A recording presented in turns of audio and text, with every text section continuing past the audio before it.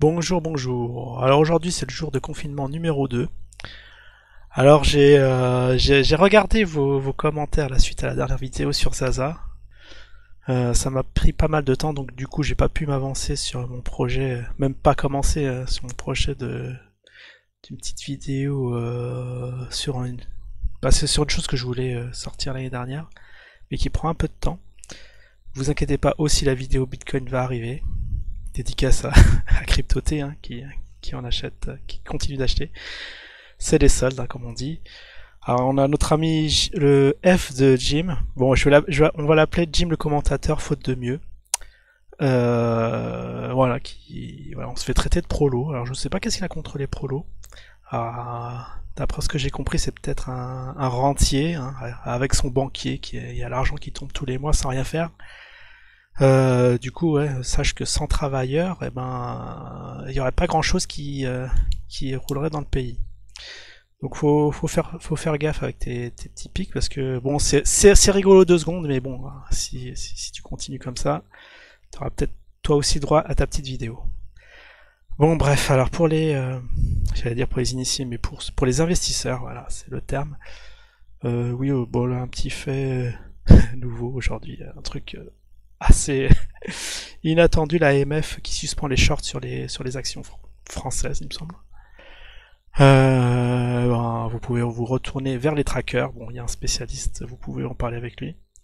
Vous savez de qui je parle, ou sinon il y a les VAR en put. Voilà, ça c'était une petite parenthèse. Marché, puisque voilà, on va subir vraiment toutes les conséquences de ce marché qui dégouline dans pas longtemps. Même si on va injecter quelques millions, mais je sais pas d'où ils vont les trouver. Bon, bref, on n'est pas là pour ça. Alors j'ai vu que vous avez parlé du Ponzi. Je pensais pas faire une vidéo dessus.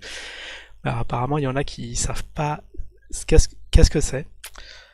Bon, on peut en parler dans les commentaires. Bon, j'ai pas trop préparé le truc. Je fais le truc un peu à l'arrache. Hein, je découvre tout comme vous, parce que je savais pas. Alors j'ai vu la gueule du gars. Ponzi, au fait, c'était un gars qui s'appelle Charles Ponzi. Il a même un wiki dessus. Alors c'est un gars qui est né le 3 mars en 1882 à Lugo en Italie, mort le 18 janvier 1949 à Rio de Janeiro. Alors, tristement célèbre, hein. Charles Ponzi, s'il s'attendait à ça, qu'il allait rentrer dans l'histoire, qu'on allait parler de lui dans une vidéo de Zine, il n'y aurait pas cru. Alors voilà, Charles Ponzi, escroc. Ah ouais, ça c'est cash. Hein. Ah, dans un wiki, bon, c'est vrai que c'est le terme employé, mais c'est un peu dur. Hein. Alors mais bon, c'est vrai que par définition c'est ça. Hein. Concepteur d'un mode d'escroquerie élaboré sur une chaîne d'emprunt. Cette technique d'escroquerie punie depuis longtemps comme délit. Donc voilà, pour ceux qui disent que le ZIN c'est un Ponzi, bah si c'est un délit, allez reporter à l'AMF, hein, faites votre devoir de citoyen, sinon venez pas nous casser les bonbons dans les commentaires, hein. C'est complètement inutile et improductif. Maintenant appelé système de Ponzi, il y a même encore un wiki sur ça, ou chaîne de Ponzi, pyramide de Ponzi, repose sur un principe relativement simple. Les intérêts versés aux épargnants sont prélevés sur les sommes placées par les souscripteurs survivants. Pour que les recettes continuent à couvrir les engagements, il faut une croissance des souscriptions. Dès que celle-ci sera ralentie, la cessation de paiement fait découvrir le système de cavalerie. Ah, il y a aussi le système de cavalerie à voir. Bon, je vous laisse, de toute façon, il y a le wiki. Hein. Après, on a une petite biographie sur le dit monsieur. Et je voudrais bien savoir comment il a trouvé ce truc, comment il a eu l'idée, parce que quand même, c'est un truc génial. Tu rémunères, en gros, ouais, tu rémunères les nouveaux arrivants avec ce qu'a donné, enfin ce qu'ont donné les anciens. En fait, c'est l'inverse. Non, c'est les anciens épargnants qui sont rémunérés par les entrants. Et le but, ouais, c'est de faire rentrer le maximum d'entrants pour que le système continue. Mais comme ce système-là n'est pas infini, au bout d'un moment, il n'y a plus de nouveaux entrants et c'est le drame. Donc, sur un système comme ça, vaut mieux être dans les premiers et se barrer vite fait. Bon, maintenant on le sait. Donc si vous suspectez le ZIN d'être un système comme ça, barrez-vous maintenant. Enfin, il y en a qui l'ont fait. Hein. Donc Donc il y a pas de quoi, il y a pas de quoi se le plaindre vu que vous pouvez encore faire du profit dessus. Alors, Carlo Pietro Giovanni, Guillermo De Balzo Ponzi, ah, c'est l'italien. J'ai pas fait d'italien. Est né à Lugo. Ah mais ça on l'a déjà lu.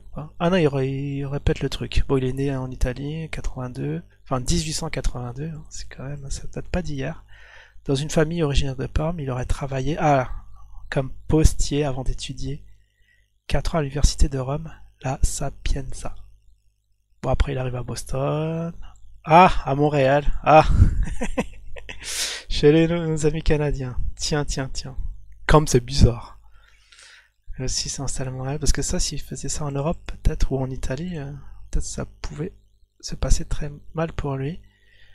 Et en Montréal, il a prospéré grâce au commerce de cigares. Charles Ponzi quitte Boston pour Montréal en juillet, avec $1 en poche. Alors, est-ce que vous êtes capable de faire ça? Sarosi. Ah, Sarosi, c'est qui ça? Ah oui, il apprend qu'un de ses compagnons, Luigi Sarosi, s'est installé à Montréal. D'accord. Il a rejoint son pote, blablabla. Bon, vous pouvez lire. De toute façon, ça c'est pas. Enfin, si c'est bien pour la petite histoire, mais je voulais voir comment il a eu l'idée du truc. Bon, j'aurais dû le lire avant, mais bon, je sais pas. Vidéo totalement non préparée. Mais franchement, j'ai pas trop le temps après avoir lu tous vos commentaires. Ça m'a flingué ma journée là. Ah, bravo à vous. Expulsion et fin de vie. Alors bon, après il fait grande fuite, fraude de 1919. Ah ouais, pendant la guerre. À la sortie, bon, il a fait de la prison, il est sorti de prison. Non, ce serait intéressant quand même de faire un. Si j'arrive à trouver quelqu'un qui en parle, je pense qu'il doit avoir des vidéos. Ça a l'air d'être assez intéressant. Parce que là maintenant on parle plus. Bah, à un moment on parlait plus que de ça.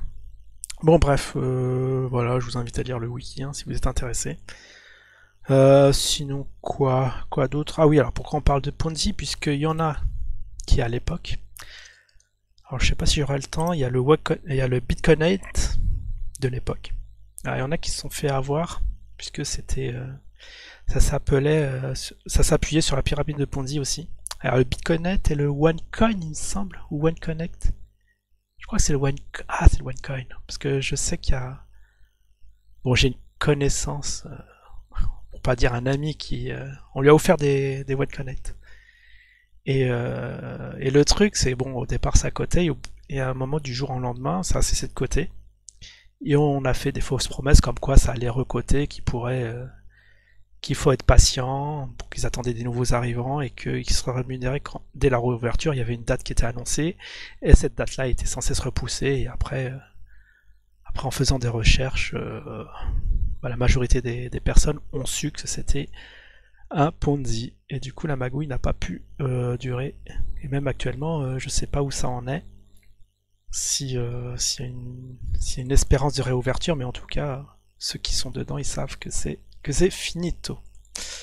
Bitcoinette, la plus grosse pyramide de Ponzi. Alors ça date de 2017. Ah, ça fait 3 ans. Ça fait 3 ans, hein, c'est quand même relativement jeune. Donc c'est la plus grosse pyramide de Ponzi de tous les temps. Alors là, vous êtes fort. Hein. Comparez le Zine à ce truc-là. Vous avez de l'imagination quand même. Alors, tout d'abord, merci à tous. Vous avez sûrement entendu parler du Bitcoin. Bah oui, qui n'a pas entendu parler du Bitcoin? Ah oui, c'est parce que c'était quelqu'un qui mettait dans un commentaire que je devais m'intéresser dessus, mais oui, mais je connais, je connais déjà.